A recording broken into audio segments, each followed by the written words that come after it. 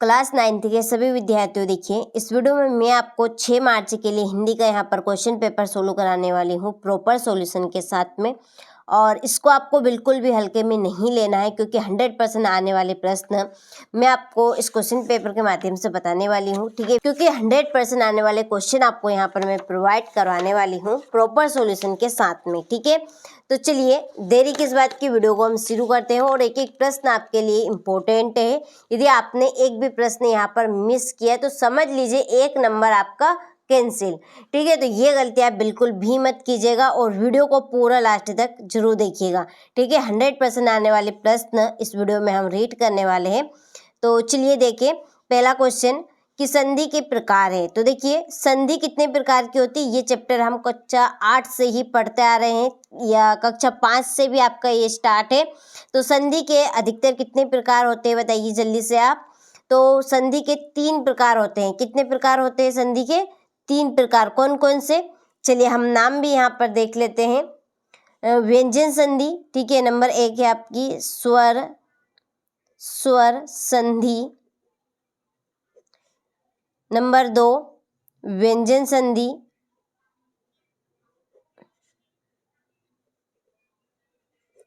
Number 3 विसर्ग संधि, ठीक है। नाम भी आप याद रखिएगा, विसर्ग संधि, ठीक है। चलिए नंबर 2 काव्य के भेद माने गए हैं। तो काव्य के कितने भेद माने गए हैं? तो काव्य के 2 भेद माने गए हैं। तो कौन कौन से हैं काव्य के 2 भेद? श्रव्य काव्य और एक रहेगा आपका दृश्य काव्य, ठीक है। जिसे हम सुन सकते हैं केवल उसे हम दृश्य काव्य कहेंगे, और जिसे हम देख सकते हैं उसे हम दृश्य काव्य कहेंगे, ठीक है। तो काव्य के कितने भेद माने गए हैं? तो काव्य के 2 भेद माने गए हैं। तीसरा देखिए, फणीश्वर नाथ रेणु के प्रसिद्ध आंचलिक उपन्यास का नाम है। तो फणीश्वर नाथ रेणु के प्रसिद्ध आंचलिक उपन्यास का नाम है मेला आंचल, ठीक है। क्या रहेगा? मेला आंचल। चौथा है कबीरदास की भाषा है। तो कबीरदास जी की भाषा है संधु ककड़ी। कौन सी रहेगी? संधु ककड़ी। 5वां देखिए, झूरी ने दोनों बैलों को भेजा। तो जो झूरी थी उसने अपने दोनों बैलों को कहाँ पे भेजा था? मौसी के घर पर, कि दादी के घर पर, ससुराल या नानी के घर पर? तो झूरी ने अपने दोनों बैलों को भेजा था ससुराल। कहाँ पर? ससुराल। और दोनों बैलों के नाम क्या था? हीरे और मोती, ठीक है। नाम याद रखिएगा। छठा देखिए, हिंदी साहित्य का स्वर्ण युग माना गया है। तो हिंदी साहित्य का स्वर्ण युग किसे माना गया है? भक्ति काल को, ठीक है। किसे माना गया है हिंदी साहित्य का स्वर्ण युग? भक्ति काल को। हो गया।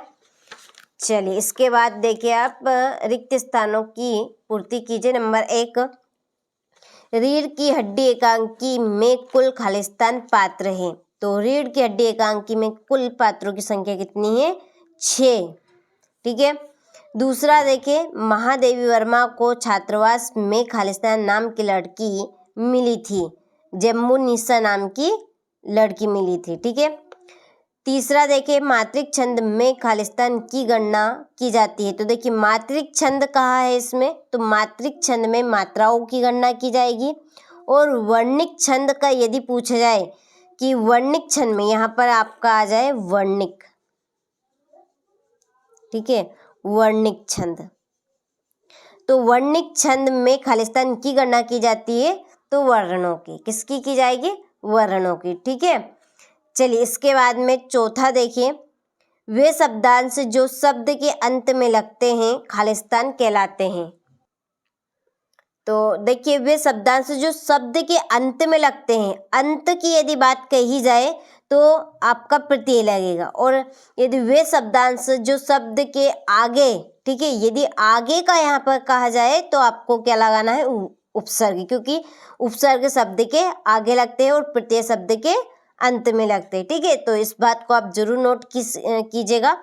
5वां देखिए, कैदी और कोकिला दोनों ही खालिस्तान देश की वासी है। तो कौन से देश की? तो इसका आंसर है गुलाम। क्या आएगा इसमें? गुलाम। अगला देखिए, शब्द अलंकार में खालिस्तान के द्वारा चमत्कार होता है, तो शब्द अलंकार में शब्द के द्वारा चमत्कार होता है और अर्थालंकार में अर्थ के द्वारा चमत्कार होता है। ठीक है, चलिए तो आप अच्छे से स्क्रीनशॉट लें और कंप्लीट करें इनको। चलिए क्वेश्चन नंबर 3 देखिए, सत्य सत्य लिखिए। पहला, दंड का विलोम सजा है, तो ये आपका असत्य है। ठीक है, क्योंकि उल्टा बताना है, जैसे कि लड़का का लड़की, शत्रु का मित्र, तो इस तरह से दंड का विलोम सजा, तो इसका तो ये पर्यायवाची हो गया। ठीक है, इन्हें सजा देना, तो ये असत्य है। दूसरा है, लॉरेंस को कबूतर से प्रेम था, तो ये भी असत्य है, क्योंकि लॉरेंस को पक्षियों से प्रेम था। किससे था? पक्षियों। पक्षियों में सभी आ गए। ठीक है, अकेले आपकी एक कबूतर ही नहीं आई, उसमें सभी आ चुके हैं पक्षियों में। अगला है, रस की संख्या 33 है, तो ये भी बिल्कुल गलत है। कहीं से कहीं तक 33 नहीं है। ठीक है, तो ये आपका असत्य है। अगला देखिए, नानी के मन में देश की आज़ादी के प्रति जुनून था, तो ये आपका सत्य है। पांचवा है, सुमित्रानंदन पंत प्रकृति के सुकुमार कवि है, ये भी सत्य है। छठा है, तिब्बती जमीन छोटे बड़े जागीरदारों में बटी है, तो ये आपका सत्य है। ठीक, चलिए तो स्क्रीनशॉट आप ले लीजिए और अच्छे से आप कंप्लीट कीजिएगा, क्योंकि 100% आने वाले प्रश्न मैं आपको इस वीडियो में बता रही हूँ। यदि आप इनको कंप्लीट करके जाएंगे तो 100% श्योर आप अच्छे से अच्छे नंबर कवर कर पाएंगे। ठीक है, देखिए पहला है, रीढ़ की हड्डी। रीढ़ की हड्डी है आपकी श्री जगदीश चंद्र माथुर। उपमा के अंग है 4। वाक किसकी? लगदाद। तिब्बत में सबसे खतरे की जगह टांडे। भी, ही, भर, ये सब क्या है? निपात शब्द है। इंद्र का पर्यायवाची क्या है? सुरपति। क्या है? सुरपति। ठीक है, चलिए तो आप स्क्रीनशॉट ले और इनको कंप्लीट करें अच्छे से।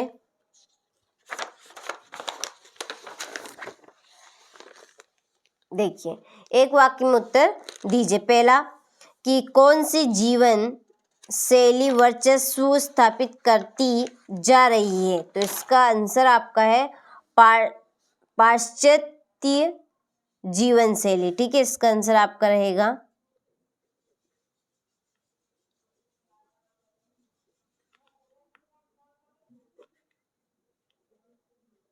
जीवन शैली। ठीक है, दूसरा है, मृदुला गर्ग के नाना पढ़ाई करने कहाँ गए थे, तो वो गए थे विलायत। कहाँ पे गए थे? विलायत। विलायत, और आप लिख सकते हैं ब्रैकेट में इंग्लैंड। ठीक, चलिए तीसरा देखिए, पंडित जगन्नाथ के अनुसार काव्य की परिभाषा लिखिए। तो पंडित जगन्नाथ के अनुसार काव्य की परिभाषा देखिए, हम देखेंगे अभी। देखिए पहले आप चौथा देखिए, इस जल प्रलय में बाढ़ के पानी को क्या कहा गया है, तो मृत्यु का तरल दूध। मृत्यु का तरल दूध। अगला है, मन सरोवर से कवि का क्या आशय है, तो हृदय रूपी पवित्र सरोवर जिसमें भक्ति रूपी जल भरा है। ठीक है, देखिए यहाँ पर मैंने लिख दिया है, हृदय रूपी पवित्र सरोवर जिसमें भक्ति रूपी जल भरा हुआ है। ठीक है, अगला है, अग्नि का तद्भव रूप लिखिए। तो अग्नि का तद्भव रूप है आग। क्या है? आग। चलिए क्वेश्चन नंबर जो 3 का यहाँ पर आंसर रह गया था, चलिए हम उसको देख लेते हैं। तो देखिए यहाँ पर मैंने लिख दिया है आपका तीसरे का आंसर, रमणीयार्थ प्रतिपादक शब्द वाक्यम। ठीक है, ये पंडित जगन्नाथ के अनुसार काव्य की परिभाषा है। ठीक, चलिए क्वेश्चन नंबर 6 की ओर बढ़ते हैं। पद्य साहित्य के इतिहास को कितने कालों में बांटा गया है, सभी का नाम लिखिए। ठीक है, 7वां है, माखनलाल चतुर्वेदी की कोई 2 काव्यगत विशेषता लिखिए। मनुष्य स्वर को कहाँ कहाँ ढूंढता फिरता है। 9वां है, किस शासन की तुलना तम के प्रभाव से की गई है और क्यों। रस किसे कहते हैं, रस के अंगों के नाम लिखिए। और इसका अथवा है, दोहा छंद की परिभाषा उदाहरण सहित लिखिए। तो 100% आने वाले प्रश्न हैं, अच्छे से आप इनको कंप्लीट कीजिएगा ताकि आप सभी अच्छे से अच्छे नंबर कवर कर सकें। तो देखिए 11वां प्रश्न, महाकाव्य और खंडकाव्य में कोई दो अंतर, गद्य की 4 गुण विधाओं के नाम, मुंशी प्रेमचंद की कोई 2 रचनाओं के नाम लिखते हुए साहित्य में उनका स्थान लिखिए। ठीक है। 14वां प्रश्न है, छोटी बच्ची को बेलों के प्रति प्रेम क्यों उमड़ आया, लिखिए। सालिम अली पक्षी प्रेमी कैसे बने, निम्नलिखित मुहावरे का अर्थ लिखते हुए वाक्यों में प्रयोग करने हैं। बाढ़ पीड़ित क्षेत्र में कौन कौन बीमारी फैलने का खतरा होता है। ठीक है। तो ये आपके 100% आने वाले क्वेश्चन है, कंप्लीट आपको अच्छे से करके जाने हैं, क्योंकि रियल पेपर तो आपको कोई भी नहीं देगा पाएगा। ठीक है। तो आपको पढ़ना भी नहीं है, जो हमने यहाँ पर आपके लिए सिलेक्टेड क्वेश्चन दिए हैं इनमें से ही आपका पेपर फंसेगा। ठीक है। तो अच्छे से आप तैयारी कीजिए ताकि आप सभी अच्छे से अच्छे नंबर कवर कर सके। ठीक है। तो ये हमारा क्वेश्चन नंबर 18 है। ठीक, इसमें संदर्भ प्रसंग व्याख्या करनी है। क्वेश्चन नंबर 19 में भी संदर्भ प्रसंग और व्याख्या करनी है। तो अच्छे से आप स्क्रीनशॉट ले लीजिए यहाँ से। ठीक है, हो गया। 20वां देखिए, यातायात के नियम विषय पर एक अनुच्छेद लिखिए। ठीक, चलिए क्वेश्चन नंबर 21 से निम्नलिखित अपठित काव्यांश अथवा गद्यांश को पढ़कर पूछे गए प्रश्नों के उत्तर आपको देने हैं, और ये आपका अथवा। ठीक है, चलिए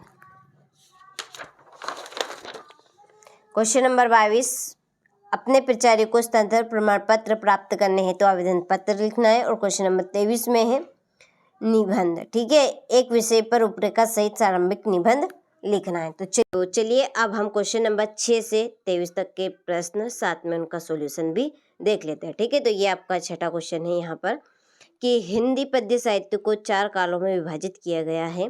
तो कौन कौन से वो काल है आपके, तो देखिए यहाँ पर पहला है आदिकाल। आदिकाल को हम कहेंगे वीर गाथा काल भी। ठीक है, इसका सन है आपका 993 ईस्वी से सन 1318 ईस्वी तक। ठीक है, दूसरा है भक्ति काल। भक्ति काल को हम कहेंगे पूर्व मध्य काल। इसका सन शुरू हुआ है 1318 ईस्वी से सन 1643 ईस्वी तक। ठीक है, तीसरा है रीतिकाल। रीतिकाल को हम कहेंगे उत्तर मध्य काल भी। ठीक है, इसकी समय सीमा हुई है 1643 से 43 ईस्वी से सन 1843 ईस्वी तक। ठीक है, चौथा है आधुनिक काल।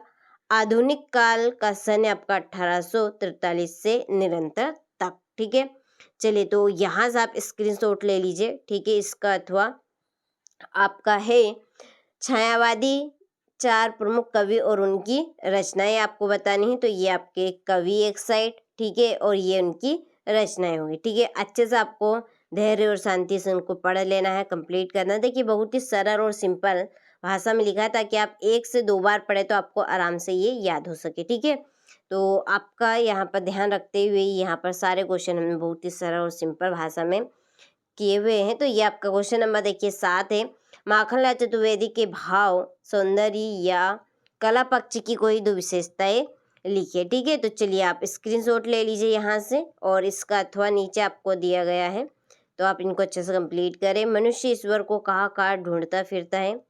ठीक है, अथवा इसका कवि ने गाँव को हरता जनमन क्यों कहा है। ठीक है, तो देखिए इस तरह से आपका सिंपल भाषा में लिखा है कि गाँव की शोभा, मनुष्य को हरियाली, रंग बिरंगे फूल, नाना प्रकार के फल, सब्जियां आदि के कारण बहुत भाती है। ठीक है, गाँव में गंगा का मीठा जल, तरबूज आदि खूब मिलते हैं। इस गाँव की छटा मनमोहक, इसलिए यहाँ हर आदमी का मन मोह लेता है। ठीक है, कितना सिंपल सरल और भाषा में लिखा है। तो आप अच्छे से इनको कंप्लीट जरूर कर लीजिएगा। आप 2 से 3 बार पढ़ेंगे तो आपको आराम से याद हो जाएंगे। ठीक है, चलिए यहाँ से आप क्वेश्चन नंबर 9 का स्क्रीनशॉट ले लीजिए, ये इसका अथवा। 10वां प्रश्न देखिए, आप देखिए कितना सरल है। यहाँ पे रस किसे कहते हैं, रस के अंगों के नाम बताने। तो देखिए रस की परिभाषा काफी सरल और सिंपल है और सुंदर भी है। ठीक है, देखिए पद्य या गद्य को पढ़ने या सुनने से दर्शक या श्रोता को जो आनंद अनुभूति होती है उसे हम क्या कहते हैं, रस कहते हैं। तो रस के अंग होते हैं 4 कितने होते हैं? स्थायी भाव, विभाव, अनुभाव और संचय भाव। और रस के भेद माने गए हैं 9। ठीक है, भेद भरत मुनि के अनुसार 9 है रसों की संख्या, नहीं तो ऐसे कितने हो गए आपके। और 10वें रस पे कौन है? 10वें रस पे वात्सल्य रस है। ठीक है, 10वें रस के बारे में पूछा जाए तो कौन सा है? वात्सल्य। और 11वां रस भक्ति रस है। ठीक है, इनको रसों में नहीं गिना गया क्योंकि आपका जो रीति काल है उसमें देखिए नायक और नायिका के ऊपर से है, तो उसमें ही भक्ति काल को भरत मुनि ने बता दिया है, इसलिए तो भरत मुनि के अनुसार जो रसों की संख्या है वो 9 है। ठीक है, चलिए तो याद आप रखिएगा। तो रस के अंग होते हैं 4 और भेद कितने होते हैं? 9 होते हैं। याद रखिएगा इस कॉन्सेप्ट को। ठीक है, चलिए इसके बाद में ये आपका अथवा है। दोहा छंद की परिभाषा उदाहरण सहित आपको यहाँ पर देनी है। ठीक, चलिए तो स्क्रीनशॉट आप ले लीजिए अच्छे से। महाकाव्य और खंडकाव्य में अंतर काफी सरल और सिंपल और सुंदर है। ठीक है, देखिए एक तरफ आपको महाकाव्य लिखना है, एक तरफ खंडकाव्य लिखना है। ठीक है, इस महाकाव्य में संपूर्ण जीवन का चित्रण होता है, तो खंडकाव्य में किसी एक घटना का चित्रण होता है। महाकाव्य में पात्रों की संख्या अधिक होती है, तो इसमें पात्रों की संख्या कम होगी। इसका आकार बड़ा होगा तो इसका आकार छोटा होगा। ठीक है, इसमें नायक महान होना आवश्यक है, इसमें ऐसा कुछ भी जरूरी नहीं है। उदाहरण रामचरितमानस और इसमें जानकी मल्लिक। ठीक है, कितना सरल और सुंदर आंसर है। ठीक है, चलिए इसका अथवा स्क्रीनशॉट आप ले यहाँ से। नाटक और एकांकी में अंतर, तो देखिए काफी सरल और सिंपल और सुंदर है। पहला देखिए आप, नाटक में अनेक अंक होते हैं तो एकांकी में एक अंक होता है। उल्टा का सीधा करना, सीधा का उल्टा करना है एक तरफ। ठीक है, दूसरा है नाटक दृश्य काव्य का विस्तृत रूप है तो एकांकी दृश्य काव्य का छोटा रूप है। विस्तृत का मतलब है बड़ा और एकांकी छोटा रूप है। तीसरा है इसमें समय स्थान घटना पर विशेष बल नहीं दिया जाता है तो इसमें दिया जाएगा। ठीक है, जैसा मैंने आपको कहा अभी, उल्टे का सीधा करना, सीधे का उल्टा करना है। चलिए चौथा है इसमें प्रस्तुत कथा के साथ गौण कथाएं भी जुड़ी होती है और इसमें एक ही कथा जुड़ी होती है। इसका आकार बड़ा होता है तो इसका आकार छोटा होगा। ठीक, चलिए तो स्क्रीनशॉट आप ले लीजिए और अच्छे से कंप्लीट कीजिए। 13वां प्रश्न है, मुंशी प्रेमचंद की रचना लिखते हुए साहित्य में स्थान लिखिए। ठीक है, तो देखिए ये इनकी रचनाएं रही प्रेमचंद्र जी की, ये भाषा शैली रही और ये साहित्य में स्थान। ठीक है, चलिए तो आप कंप्लीट कीजिएगा। इसके बाद में है हरि शंकर परसाई की भाषा शैली की विशेषताएं बतानी है। देखिए इनकी भाषा सरल, सहज और कैसी बोलचाल की भाषा है। दूसरी, इनमें भाषा में व्यंग और हास्य का प्रभाव अधिक मिलता है। भाषा स्पष्ट, प्रभावशाली और रोचक होती है। ये अपनी रचनाओं में मुहावरे और लोकोक्ति का प्रयोग करते हैं। पांचवी, इनकी शैली पाठकों को सोचने पर मजबूर करती है। ठीक है, चलिए तो स्क्रीनशॉट आप ले लीजिए ये। ठीक, क्वेश्चन नंबर आपका 14 है, छोटी बच्ची को बैलों के प्रति प्रेम क्यों बढ़ाया। ठीक है, चलिए अथवा सलीम अली पक्षी प्रेमी कैसे बने, ये आपका अथवा। 16वां प्रश्न है, निम्नलिखित मुहावरे का अर्थ लिखते हुए वाक्य में प्रयोग आपको करने। 9 2 11 होना और ईद का चांद होना। तो 9 2 11 का मतलब होगा भाग जाना। वाक्य में प्रयोग कैसे करेंगे? पुलिस को देख चोर 9 2 11 हो गया, यानी कि चोर भाग गया। पुलिस को देखकर चोर भाग गया। ईद का चांद होना, यानी बहुत दिनों बाद दिखाई देना। देखिए आप जब कहीं जाते हैं, ठीक है, या पढ़ाई करने आप जाएंगे तो आप देखिए महीनों में आएंगे या 6 महीनों में, 12 महीनों में आएंगे, तो आपका दोस्त आपको क्या बोलेगा कि अब तो तू दिखाई नहीं देता है। ठीक है, तो ये है इसका मतलब, तो बहुत दिनों बाद दिखाई दे रहा। हम किसी को कहते नहीं दिखते जब कि तुम तो दिखते नहीं हो, आजकल कहाँ रहते हो। ठीक है, तो इस तरह से वाक्य में प्रयोग क्या होगा, तुम तो आजकल ईद के चांद हो गए, बहुत दिनों बाद दिखाई दिए हो। ठीक है, तो इस तरह से आपको वाक्य में प्रयोग करना है। समास की परिभाषा एवं प्रकार आपको यहाँ पे लिखने हैं। तो देखिए समास की परिभाषा कितनी सरल और सिंपल रहेगी आपकी, कि समास वह प्रक्रिया है कि जिसमें 2 या 2 से अधिक शब्द मिलकर एक नया और संक्षिप्त शब्द बनाते हैं, समास कहलाते हैं। ठीक है, देखिए बहुत ही सरल और सिंपल और सुंदर है। चलिए समास के प्रकार अव्ययीभाव समास, तत्पुरुष समास, द्वंद्व समास, बहुब्रीहि समास और कर्मधारय समास। ठीक है, चलिए तो ये आपके समास की परिभाषा और उसके प्रकार हो गए।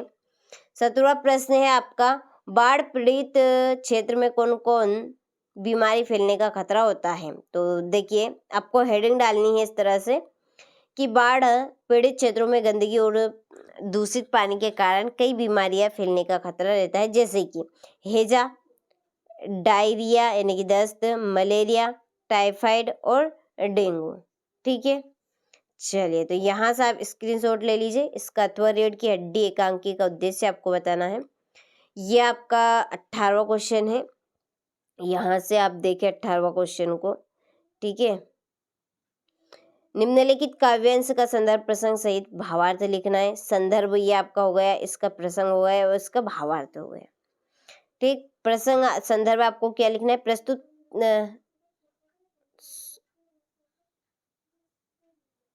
देखिए प्रसंग आपको क्या लिखना है, इसका प्रस्तुत पद्यांश हमारे पाठ्यपुस्तक में साखी शीर्षक से आवृत है, जिसके कवि कबीरदास जी हैं। ठीक है, तो यहाँ से अच्छे से आप स्क्रीनशॉट ले लीजिए और कंप्लीट कर लीजिएगा। हो गए ये भावार्थ। अगला ये आपका प्रश्न, निम्नलिखित काव्यांश का संदर्भ सहित व्याख्या करनी है। ये अथवा 20वां प्रश्न है, यातायात के नियम विषय पर अनुच्छेद यहाँ पर लिखने हैं। चलिए, संवाद है ये आपका, आपकी किस खेल में अधिक रुचि है उसके ऊपर से, ना तो राम और मोहन के ऊपर से है ये आपका। ठीक, 21वें प्रश्न में निम्नलिखित अपठित काव्यांश अथवा गद्यांश को पढ़कर पूछे गए प्रश्नों के उत्तर आपको यहाँ पर देने हैं। ठीक है, चलिए प्रश्न, काव्यांश का उपयुक्त शीर्षक बताना है, मनुष्य को क्या करना चाहिए, उपयुक्त काव्यांश का भावार्थ लिखना है। चलिए ये आपका अथवा रहा। 22वें प्रश्न में है आपका, अपने प्राचार्य को स्थानांतरण प्रमाण पत्र प्राप्त करने हेतु आवेदन पत्र लिखना है। तो ये आवेदन पत्र रहा। ठीक है, चलिए हो गया। अपने पिताजी को वार्षिक परीक्षा की तैयारी के बारे में पत्र बताना है। तो ये आपका पत्र भी हो गया। चलिए तो अच्छे से आप इनको कंप्लीट कीजिएगा। सारे प्रश्न मैंने आपको यहाँ पर बता दिए A to Z, 6 से 23 तक का पूरा सॉल्यूशन, 1 से 5 तक का भी आपको पूरा सॉल्यूशन मिल गया है। देखिए अब आपकी जिम्मेदारी है आप इनको कंप्लीट करें, क्योंकि 100% आने वाले क्वेश्चन मैंने आपको इस वीडियो में बताए हुए हैं। ठीक है, तो कंप्लीट आपको अच्छे से कर लेना, वास्तव में आपको अच्छे नंबर लाने हैं। तो